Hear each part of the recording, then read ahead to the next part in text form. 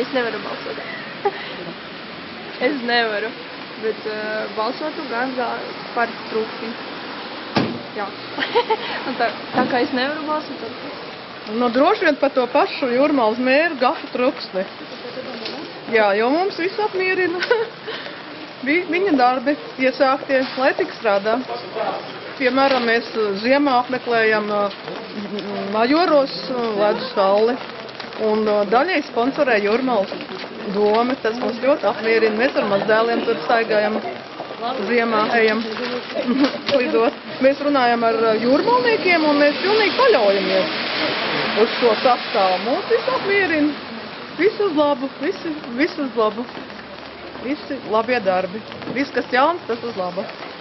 Ziniet, zināmā mērā, jā, pagaidām es esmu par Truksni.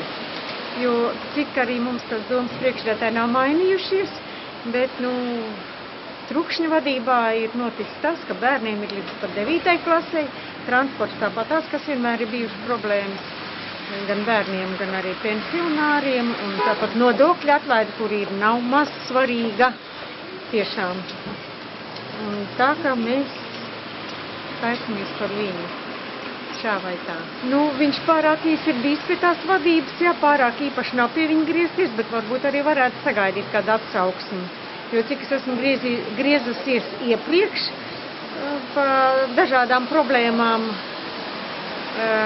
pie domas vadības, bet nav bijušas atsauksmes, un tā ka arī šis jautājums tagad arī es esmu iesniegusi, pa Meluža grāvu, kā teikt, kurš ir aizbērts, un katrs īpašnieks ir aizbērs, un ūdens krājas sētā, un es jūtos kā purvā. Un tādā kārtā, ja Truksnis ir tik daudz palīdzējis Jūrmalai, cik mums nav bijusi vadības, neviens nekad nav licies ziņas. Un par to mēs esam sajūsmā.